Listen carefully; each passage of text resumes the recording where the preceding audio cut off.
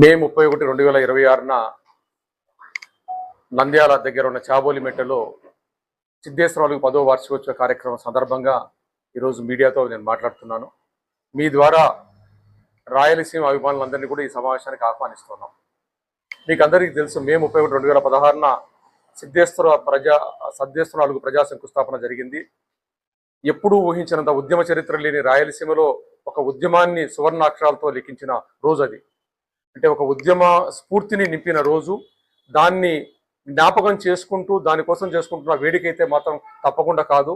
ఆ సంకల్పాన్ని పునరాకృతం చేసుకుంటూ ప్రతి సంవత్సరం ఈ కార్యక్రమాన్ని చేసుకుంటూ పోతున్న నేపథ్యంలో మనము అనేక విజయాలు సాధించుకున్నాం.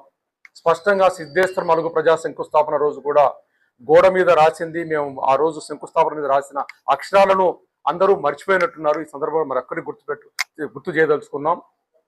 రాయలసీమ పట్ల పాలకుల వివక్షకు వ్యతిరేకంగా సిద్ధేశ్వర ప్రజా శంకుస్థాపన జరుపుతున్నాం అని చెప్పి బ్లాక్ అండ్ వైట్ లో శిలాఫలకం మీద రాసి ప్రపంచానికంతా పెట్టాం. అంటే సిద్ధేశ్వర శంకుస్థాపన అంటే కేవలం సిద్ధేశ్వర సాధన కోసం కాదు, రాయలసీమకు గత 100 సంవత్సరాలుగా జరుగుతున్న అన్యాయాన్ని ప్రపంచమే గుర్తించని రోజుల్లో గుర్తించడం కోసం అని చేపట్టిన కార్యక్రమం అది.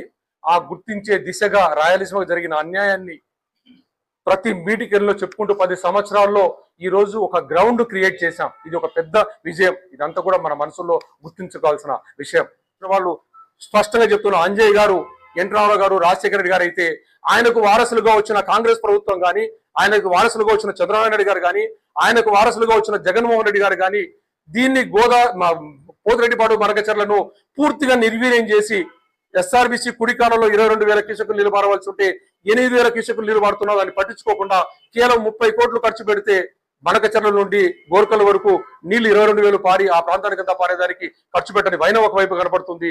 తెలుగుంగ వైపు కూడా వెలుగోడు నుండి నీళ్లు పారకుండా ఉంటే ఆ నీళ్ళన్నీ కుందుకు వదిలేస్తున్న నేపథ్యం కనపడుతూ వీళ్ళు ఈ రోజు రాయలసీమ 40 రోజుల్లో 120 టీమ్స్, 30 రోజుల్లో 120 టీమ్స్ తీసుకోవాల్సి ఉంటే 30 రోజుల్లో 30 టీమ్స్ కూడా నీళ్లు తీసుకోలేని పరిస్థితులు ఉన్న సందర్భంలో గోదావరి మరకచర్లని మాట్లాడుతూ మోసం చేస్తున్న వైనం స్పష్టంగా కనబడుతుంటే కుందు నదిని వెడల్పు చేసి డబ్బులు చేసుకునే కార్యక్రమం ఆయన చేసుకుంటూ పోతే హంద్రీ నీవా కాలువకు లైనింగ్ చేస్తూ డబ్బులు చేసుకునే పని తెలుగుదేశం పార్టీ చేసుకుంటూ ప్రజల వైపు చూడకుండా పందికొండ రిజర్వాయర్ నుండి నీళ్లు రాకపోయినా, గాలేరు నగరి ప్రాజెక్టు పూర్తి కాకపోయినా, లేదా ఎప్పుడో 9 సంవత్సరాల క్రితం మూలబడిన అలగునూరు రిజర్వాయర్కు రిపేర్కి డబ్బులు ఇవ్వకుండా, గోరుకల్లు రిపేర్కి డబ్బులు ఇవ్వకుండా మాటలు మాట్లాడుతున్న వైనంతో స్పష్టంగా అర్థమైపోయింది 12 సంవత్సరాలు వీళ్ళు ప్రజల పక్షాన లేరు, వాళ్ళు డబ్బులు సంపాదించుకునే దిశలో ఉన్నారు. కాబట్టి థర్డ్ ఆల్టర్నేటివ్ ఏముంది, రాయలసీమ అంశాలకు సపోర్ట్ చేసే వాళ్ళు ఎవరున్నారని వెతికే ప్రాసెస్ ను ఈ రోజు ఇక్కడ మొదలుపెట్టాం.